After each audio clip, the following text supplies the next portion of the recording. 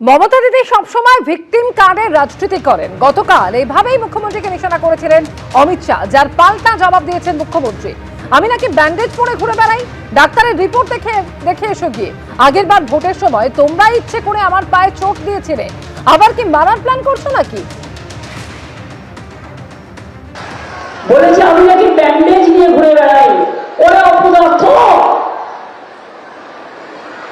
আমি তো মৃত্যুর মুখ থেকে অনেকবার লড়াই করতে করতে বেরিয়ে এসেছি। যাও না ডাক্তারের রিপোর্ট গুলো নাও না হসপিটালে গিয়ে। লজ্জা করে না? আমার উপর কি অত্যাচার হয়েছে তোমরা জানো না?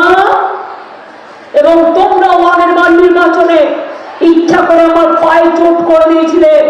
আমি প্লাস্টার করে পায়ে হুইল চেয়ারে ঘুরে বেরিয়েছিলাম, তার কারণ আমার মনে জোর ছিল আমাকে মানুষের কাছে যেতে হবে। আবার কি মার্ডার প্ল্যান করছে নাকি? এসব কথা বলার মানে কি? কেউ কারো চরিত্র হনন করবার আগে কোন পরিকল্পনা করে।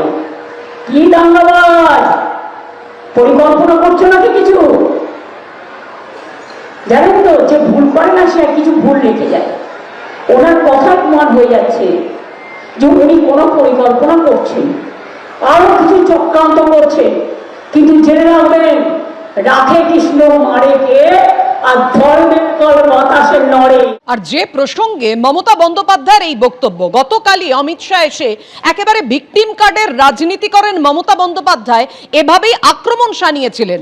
অমিত শাহ যে কথা বলেছিলেন এই ভিকটিম কার্ডের রাজনীতি প্রসঙ্গে, যে কখনো তিনি ব্যান্ডেজ পরে ঘুরে বেড়ান, কখনো তিনি পায়ে চোট পান, এই বলে আক্রমণ শানিয়েছিলেন অমিত শাহ। কখনো নির্বাচন কমিশনের সামনে বেচারা সেজে নির্বাচন কমিশনকে গালিগালাজ করেন। কিন্তু মমতা দিদি, আমি আপনাকে বলতে এসেছি যে আপনার এই রাজনীতি, ভিকটিম কার্ডের রাজনীতি, বাংলার জনগণ এখন ভালো করে বুঝে গেছে। গতকাল মমতা বন্দ্যোপাধ্যায়কে নিশানা করে অমিত শাহ ঠিক কি বলেছিলেন। मित्रों, ममता दीदी ने हमेशा विक्टिम कार्ड का पॉलिटिक्स खेला है। कभी पैर तुड़वा लेती हैं, कभी सिर पर पट्टी बंधवा देती हैं, कभी बीमार हो जाती है, और कभी चुनाव आयोग के सामने बेचारा बनकर चुनाव आयोग को गालियां निकालती।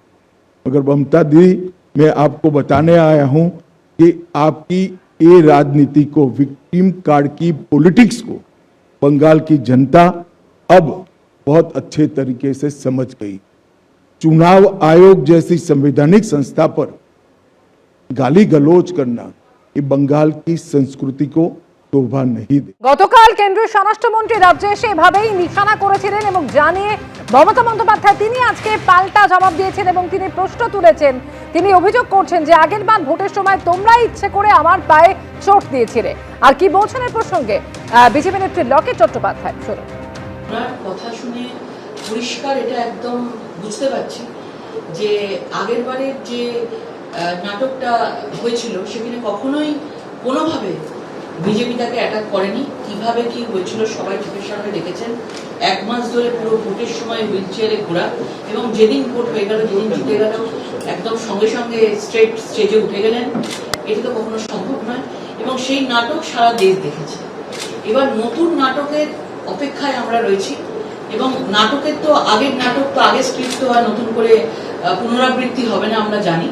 এবং এবারে নতুন ভাবে সিম্পাথি নেওয়ার চেষ্টা করছে, এবং এর জবাব কালকে আমাদের মাননীয় গৃহমন্ত্রীজি খুব সুন্দর করে দিয়ে গেছেন। মমতা বন্দ্যোপাধ্যায় পশ্চিমবঙ্গে একজন মহিলা। আমরা সব ক্ষেত্রেই বলি যে পুরুষ মহিলা আমরা সবসময় সমান সমান, কিন্তু কোনো কোনো সময় ভোটের বৈতরণী পার হতে গেলে অনেক সময় সিম্পাথি নেওয়া, মহিলা ভিকটিম কার্ড, এরকম ভাবে একটা খেলার জায়গা আমরা দেখেছি। এবিপি আনন্দ, এগিয়ে থাকে, এগিয়ে রাখে।